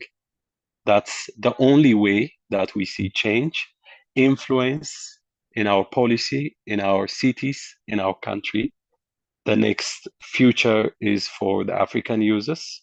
So I want to say, stand up, rise up, and let's make a difference. Thank you so much. This is my remark. I will be happy if there is any questions, comments, and insights. Back to you, Mr. Moderator. Thank you so much.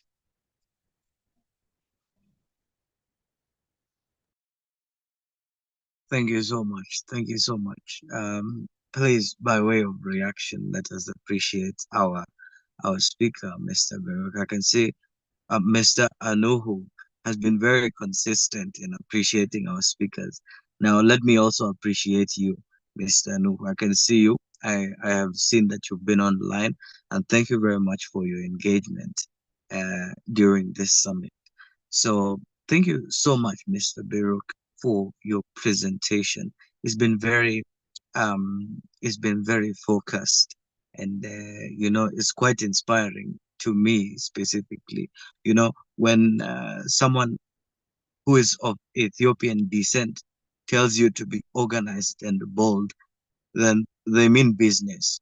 They really mean business. This is the only country that was not subjected to colonial rule, and it's because they subdued the colonial powers in the Battle of Adwa. I hope I pronounced that correctly. It was a very colossal battle, and they emerged victorious. So this is Mr. Barak's call for a new age Battle of Adwa, where we have to be organized and bold. When you're going for war, you have to be organized and bold. You have to know who you're going to fight and how you're going to fight it. So being organized and bold is one thing that should not be lost upon us as the African youth. And I really appreciate that Mr. Barak has emphasized that from a pragmatic point of view and a very practical perspective. Each one of us on this call is a Ndarasi. I've actually learned that word today. It's Amharic for ambassador, if I am not mistaken. So each and every one of you on this call is a Ndarasi. You are an ambassador for youth empowerment. You are an ambassador for African integration. And you are an ambassador for everything that embodies all that you envision. So let us come to the stage and now amplify this dream. Let us amplify the African dream that you had been asked about. Let us amplify this African youth empowerment conversation, that we don't have to wait for a savior. We have to do it ourselves now. It's upon us, and the call is upon you who is listening to me in this call. That is courtesy of Mr. Barak, and I really appreciate. So as I conclude in that appreciation, let me propose a call for synergies between the African Youth Empowerment Summit and the African Youth Forum. You're doing a very great job there. So I hope we can also get to a platform where the synergies are so combined and so in line that the African Youth Empowerment Summit and the African Youth Forum are, this bicycle where people ride two at a time and they don't fall. So let's have some of that in the future, and I'm sure it's going to be very productive. Now, thank you so much to all our speakers that have highlighted everything that they've spoken to this morning. Now we have gotten to the final stage of this morning session. That is the question and answer session. This is where the audience gets to interact with the speakers at first hand, one-on-one. Of course, it's virtually, but it's going to be one-on-one. So please, if any of us has a question, please feel free to either highlight it in the chat box or raise your hand, proceed to be chosen, and you could ask your question. So do we have any question from our participants in the call? Any of us who would like to ask our speakers whichever question regarding their topics of address?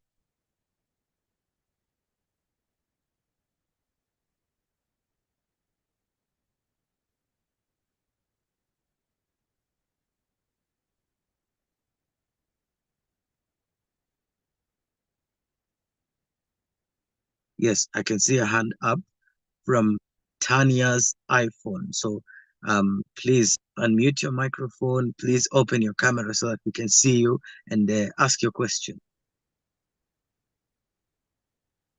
Hi, everyone.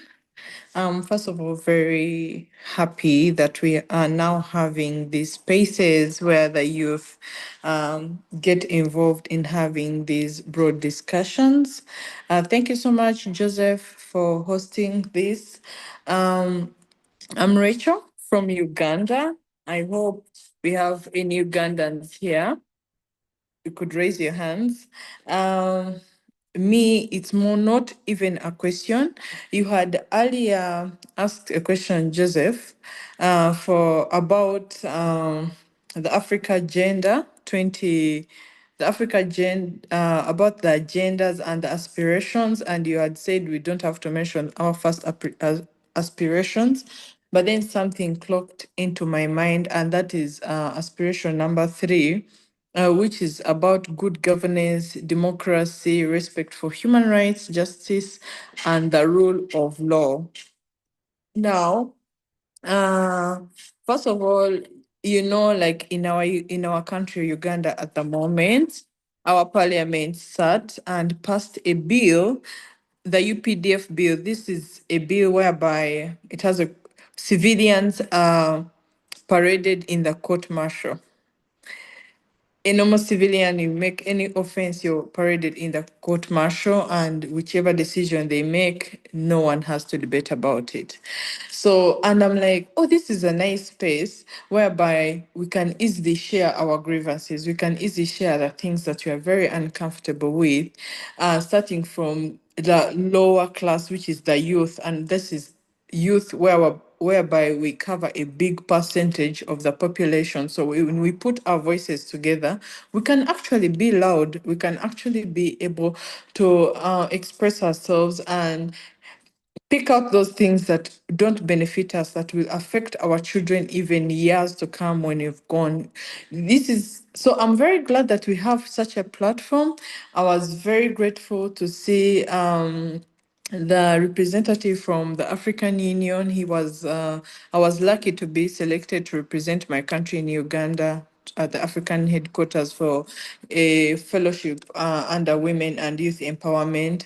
I was happy to see one of my trainers here talking, and I really want to urge all the youth not to give up. Let's keep creating these platforms. Let's keep trying to be a part of this. Maybe when we put our voices together, we are going to be able to influence policies in future and safeguard or reduce the challenges that our children or us will have to encounter, and also contribute to the economic development of our countries. My contribution was more of a gratitude, coming from a place of gratitude, and thanking you, Mr. Joseph, for organizing this, and also the team from the African Union. Thank you so much.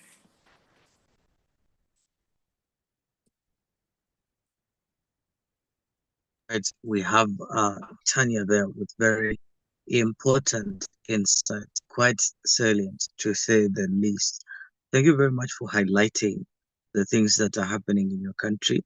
But, it would be very imprudent of myself to take the credit of hosting everything that is going on here.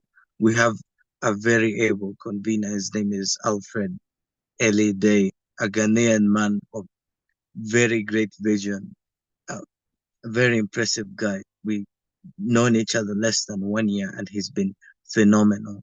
We've had Miss Majid. I can see Miss Majid on call. There's a very huge team behind all of this. I can see Kojo on call, our technical team. We have Mr. Kenneth Bray, who is on call. I mean, we have great people who've just not had an opportunity to be in front of the camera, and it would be very imprudent of me not to appreciate them. So I just want to highlight that I am not the one to take credit for this. I am just a servant, and I'm a mouthpiece for whatever is going on during the morning session. Now, it's very important that we have had these conversations to actually exactly amplify what is going on. So we've had problems in Uganda, we have problems in Tanzania, we have problems in Kenya, and every other African country. Recently, we've seen people who've gone to another country just to witness a court hearing. being apprehended at the airport and being deported back to their country. These are some of the human rights issues that we need to talk about and be very vocal in advocating for or against, depending on their appropriateness.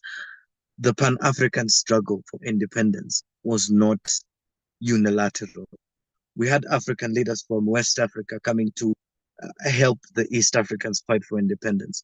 We had a South African helping someone in Central Africa fight for independence. So I believe we have something of the sort that is upon our laps to implement.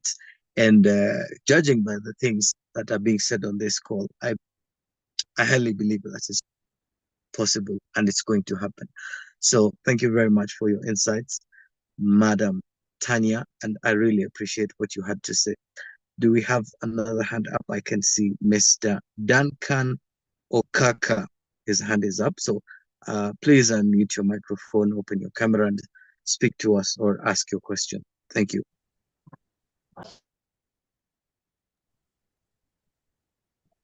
Thank you. Good afternoon or good after lunch. So I'm called Okaka Duncan. I'm connecting lively from Nairobi, Kenya, representing SEDIC organization as a young change maker leader.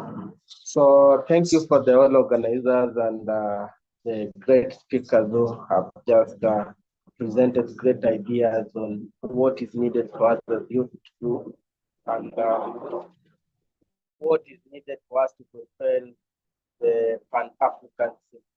So my question goes directly to currently in Kenya, we have been facing issue of the young leadership and policy, especially on the education sectors, where you find the education policy just change anyhow without involving the young people or involving other stakeholders.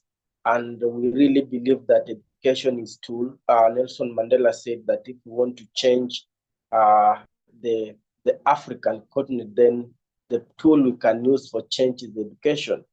But at times you find the government policies that they put in consideration across the African continent actually hinders some rights to education, which affects youth growth. So my question is, how effectively does the current education system across African countries cultivate leadership skills and civic responsibility among young people? What reforms are necessary to enhance all this? So I think when I get an answer on that, it can be so important so that we can see on how we can come up on reforms, especially with the education system, because it is really fun. We find like currently Kenya came with a system that they wanted to work away with STEM subject like math, science, which are so basic for economic growth and personal growth now, which is making us like somebody who wants to travel to Japan to learn. Instead, we cannot do the same thing into our African continent. Thank you so much. Thank you, Mr. Now, is your question directed to any specific person? I'd just like to clarify on that.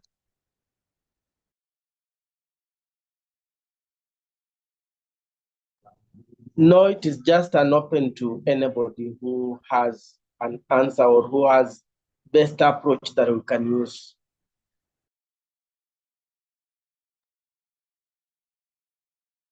All right, fantastic. So I would let one of our speakers, that is Mr. Biruk, tackle that.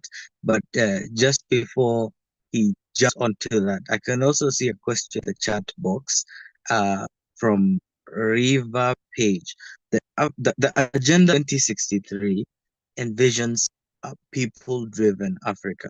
But looking at today's political landscape, youth voices often feel tokenized.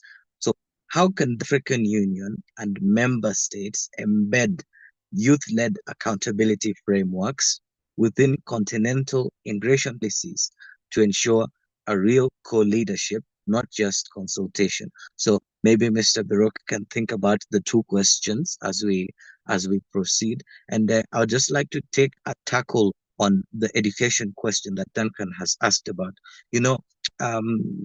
I think it all boils down to the action that most of our speakers have spoken to. We need to now act. We don't talk about education.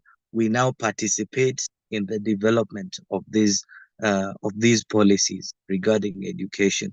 We now participate in all these politics that surround education. We also participate in, I can see Mr. Joshua is also on call, so probably also think about that as we proceed. Now, Mr. Duncan, I think we need to shift our focus onto how we can fight these things. At the birth of independence, we had the three-headed fight: the fight against disease, ignorance, and poverty. So ignorance is what we're talking about regarding education. It's upon us to now rethink and participate in these policies. I saw another hand up. I think it's gone back down. So maybe you could just raise your hand as our speakers begin to speak. All right. So let's have Mr. Joshua begin, and then Mr. Baruch tackle on the same.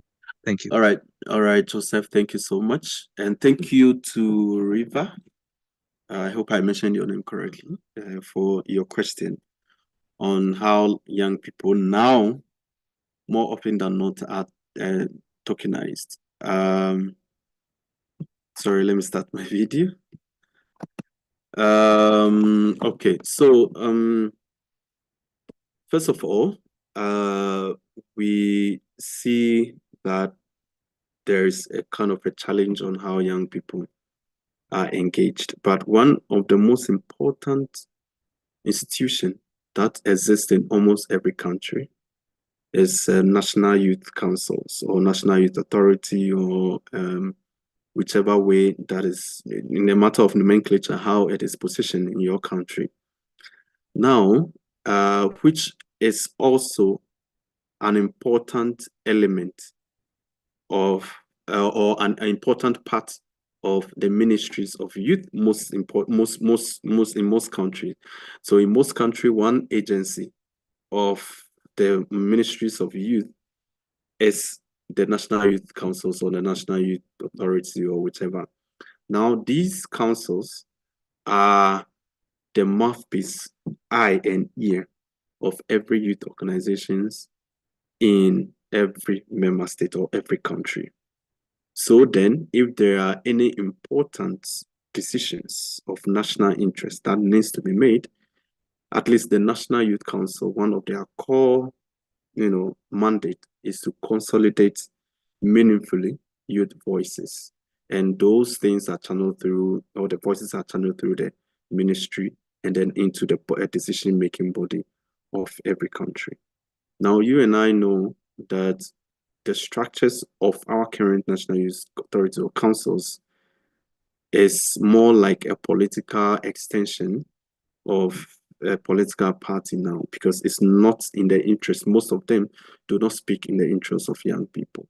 So most importantly, their core mandates are clouded by either their political interest. So the core representation bit and youth agency bit of the National Youth Council is missing. And that is where most of the time we see the gaps around. However, the good news is that the African Union, together with some agencies, are in the process of restructuring how the National Youth Councils should position themselves. And I believe when this restructuring thing is done, we will see a much more fruit in how we engage young people. Now, at the continental level, like I said in my earlier submission, at every convening, and in whichever way you look at things, there are meetings. There are meetings for ministers. There are meetings for presidents or heads of state. There are meetings for key organs of, our governance system. However, young people are very important in these spaces. And that is why, then again, we are implementing, or we are at the continental level, mainstreaming youth in certain key positions, either at the African Union or at the national level. So it's something that is deliberate. But one important thing about change is that it takes a lot of time. It takes a lot of time. And we've seen a lot of countries now focusing more on young people in terms of, nominating, electing, or appointing them into leadership position. All these are as a result of, deliberate policies at the continental level that is trickling down to the national level. One other thing that we also have to understand is that we have created a lot of spaces for young people to be involved in decision-making processes. And I made mention of one key platform, which is the Pan-African Youth Forum. It's been there since, but of course, last year we had an important forum like that where we engage young people on a lot of thematic areas. And these declarations are not just sitting on our texts or in our files and on our laptops. However, very soon we are going to have a Ministers of Youth meeting. And ahead of the Ministers of Heads of Youth meeting, we're going to have an expert discussion on these voices that we gathered all across the continent, so that it's kind of inform the discussions that is going to happen at the Ministers of Youth meeting. Because at the end of the day, it's about young people, and young people must set the agenda. And that is exactly what we are doing at the African Union. So, yes, it's very important that we do that.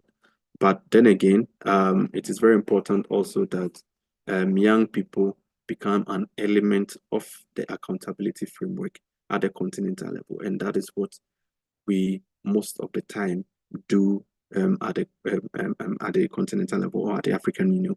Because most importantly, all the time we talk with the young people, we talk to you, we hear you, and all these issues keep on coming on about how young people can be part of the decision-making processes. And the African Union is being deliberate about these processes on how we can engage young people. And then again, we've started already, as I mentioned, rolling out a citizen engagement and capacity strengthening program regionally, where we are kind of finding entry points on how youth organizations and young people can be engaged more meaningfully, other than having that positioning of having that tokenistic approach to engaging young people. So we're trying to build a sustainable plan, a sustainable path to engaging, and I'm sure in the near future we're going to have a process that is very inclusive, a process that is challenging, and then a process that ensures accountability from both parties. Over to you.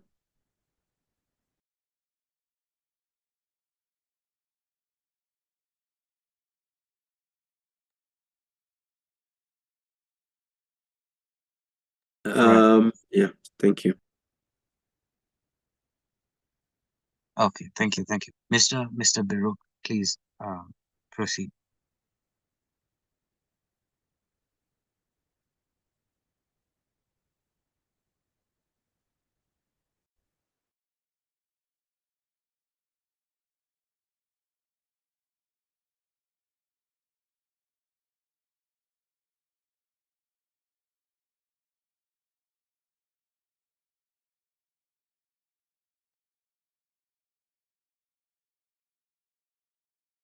I'm sorry, Mr. Beruk, are you on call? Are you able to speak?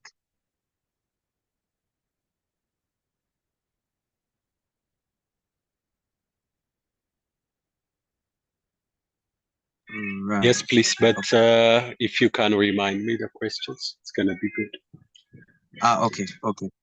Well, one was, how can the African Union ensure that we don't have this aspect of youth voices feeling tokenized, and entrench impact-led youth initiatives? That was essentially the first question. And the second one was, how can we ensure that Sorry, our Mr. Moderator, your voice is far. Can you repeat once? Sorry. Sorry. Am I I'm not. audible? Now, yeah. You are audible. Okay. Sorry. I'm Please sorry continue. about that. So Fine. the first question essentially was how we can ensure that the African Union does not have this situation where youth voices feel tokenized, and actually embed youth-led accountability frameworks within continental integration. That was the first question. The second was with regards to education systems. How can we ensure that our education systems serve the interests of actual youth empowerment and not cyclic ignorance of the population?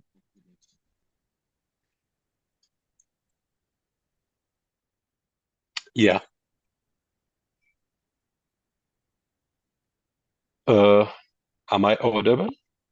Yes, sure. Yes. So I think it's two important questions.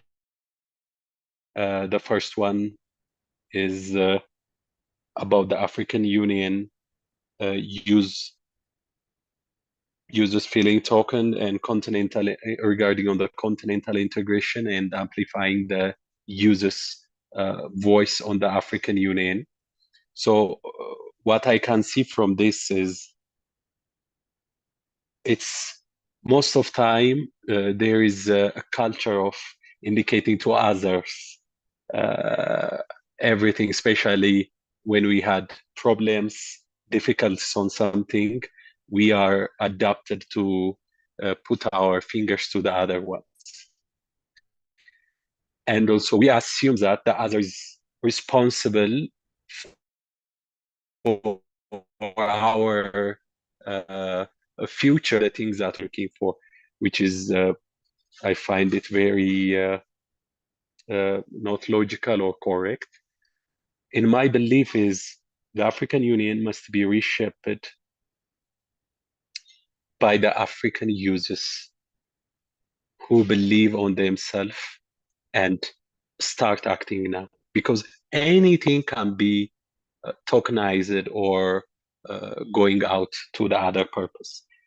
We really need to start acting now, not only in the African Union level, in the local government level. Anything can be misleaded or miss the point, not including the purpose that's oriented to be. And we can see this from history.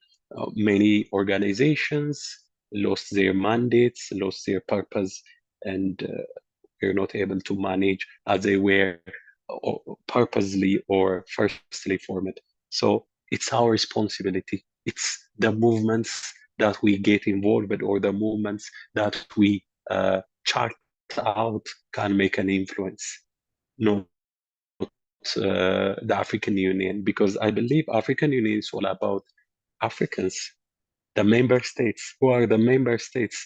That's you and I. That's the users of Africa.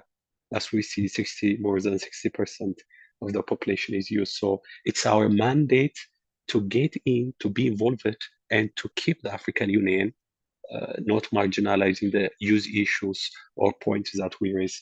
The second one is the education system. We see a lot of problems on that, not only other countries, but here in Ethiopia.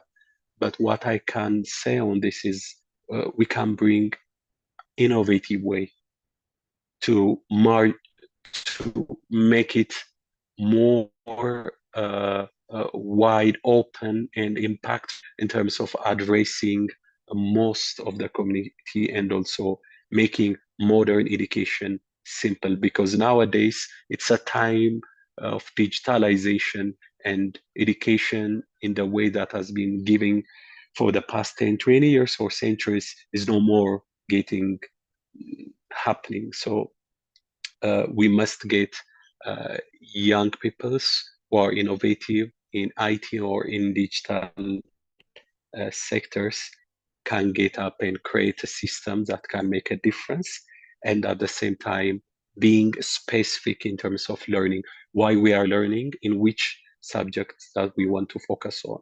So making that to happen, I think, can make the education system better. But as I say before, we don't have to expect from government or AU or someone else. Let's expect from ourselves what's our contribution. Thank you. Fantastic. Thank you for the brilliant responses, our speakers. So allow me to engage you on two final questions. We have a question from Faisal Abdi and a question from Margaret Atieno. So let's take both questions. Please, Faisal, please go first, and then we'll have Margaret. Unmute your microphone and open your camera.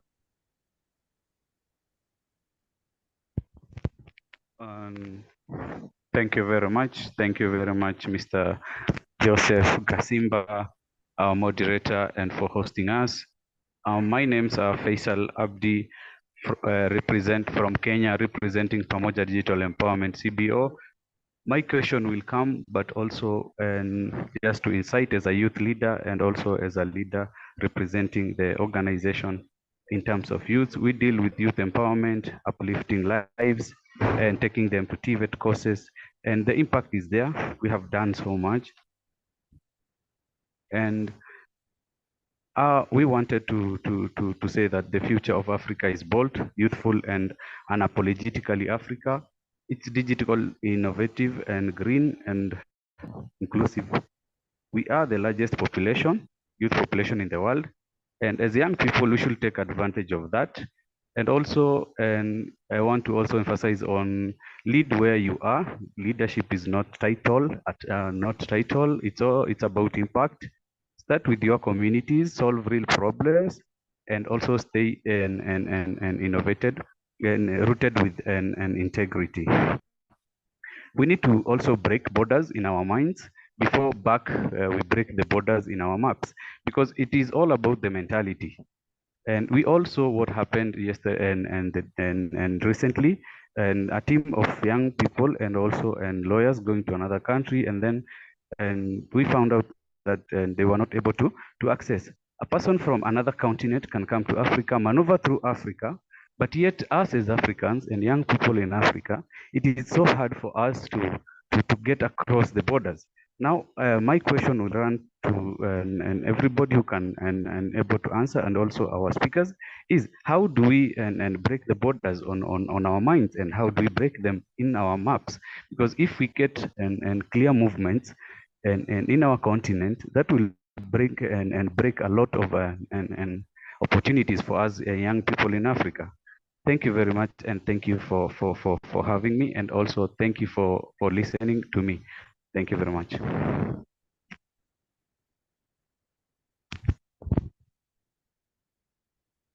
Gesimba, can I answer that? Okay. Well, Mr. Kojo, I would like to engage you in answering that. Please, let's allow Margaret to ask a question, and then we'll be done with the questions. Okay. Thank you for this platform. My name is Margaret Atieno Ndonji. I have my own organization known as the Education, Climate and Youth Policy Research Center. And I have two questions. Maybe Honorable Nadia could answer that, or anyone from the National Youth Council. So my first question is on leadership accountability. We have youth leaders who have managed to get into leadership positions in the country, but we've seen that they've not stuck to basically the youth agenda. So how do we ensure that they are accountable to the youth agenda whilst in office? And then secondly, how can we ensure that youth with brilliant policy briefs and ideas get the opportunity to access leaders or to work with policy leaders and be able to present their ideas and have them implemented? Thank you.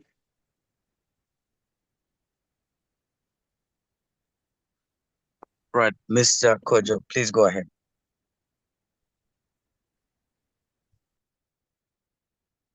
Can you hear me now? Yeah, so concerning the passport or the regional integration issue he was talking about. So if we are going to do this, it will need to be done step by step.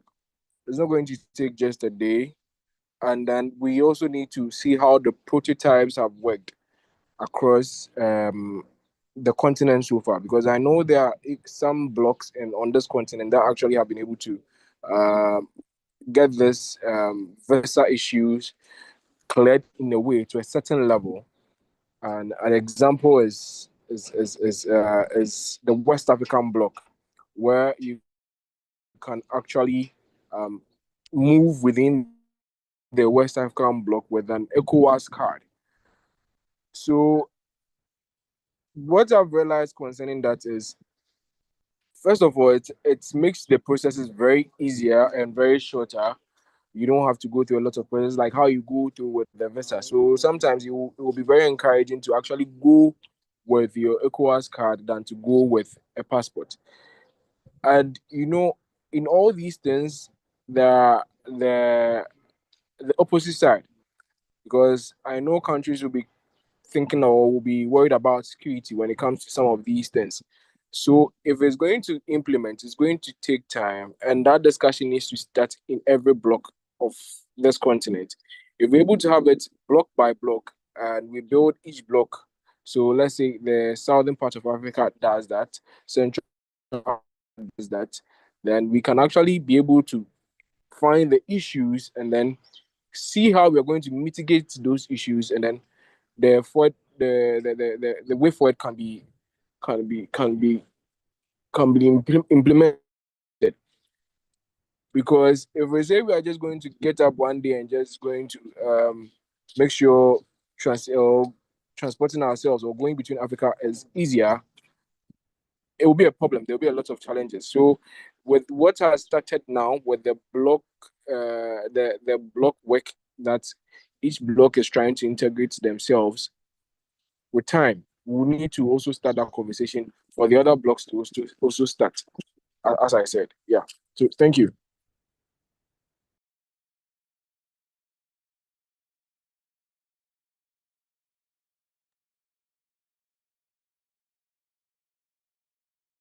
Oh, right. Mr. Kojo, are you in a position to respond to Margaret's concerns? I don't see any of our speakers on call currently.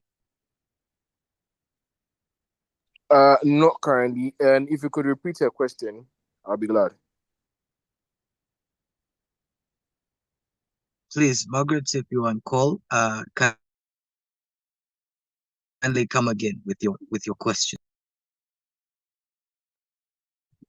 Yes, I'm still on call. So my first question was on youth accountability, leadership accountability. So basically we have youth leaders in leadership positions, but they seem to have lost the plot on the youth agenda. So how do we ensure that we keep them accountable as youths, or even through the National Youth Council? How do we have systems in place to make sure that they stick to the youth agenda? And then secondly, how can we ensure that youths with brilliant policy ideas basically have a platform to be heard? And how can they access and work with policymakers? Thank you. So I would want to address the accountability aspect. Personally, I think accountability is a personal convention that anybody should have, but not all of us have. Okay. I'm not going to lay down that you do this for the person to be accountable, you do that for the person to be accountable. If you know the purpose at which you are where you are, you should be able to avail yourself to be accountable for your actions or whatever mandate you are given to. Do you get me? We don't need any special kind of policies or measures that you need that will make you accountable. If I put those things in place and you don't want to be accountable, you will definitely be unaccountable. But it's a personal convention as a human being. Do you get me? And it actually even starts with the way we train our children right from birth.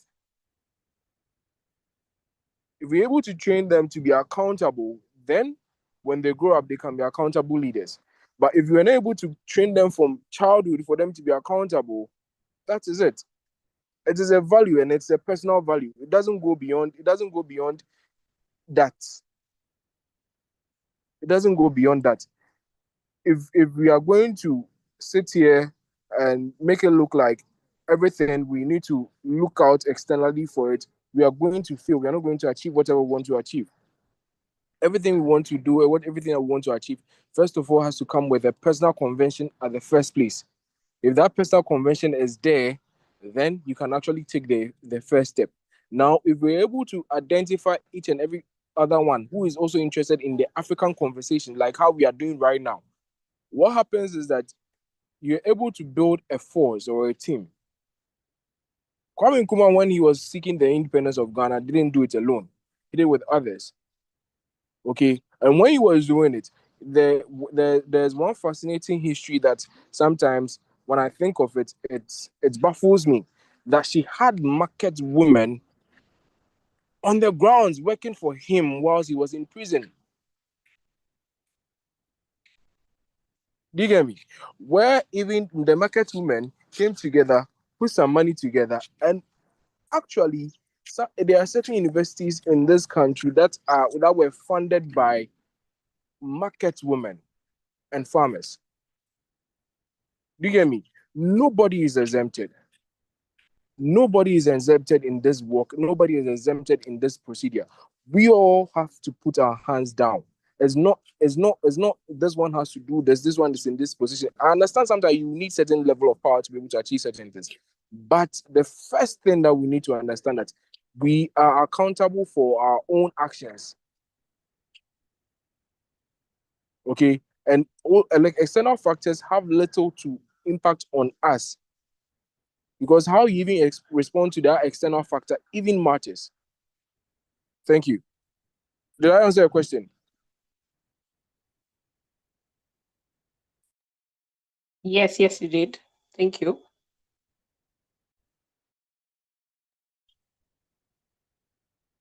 Fantastic. Brilliant morning session we have had right there at the African Youth Empowerment Summit.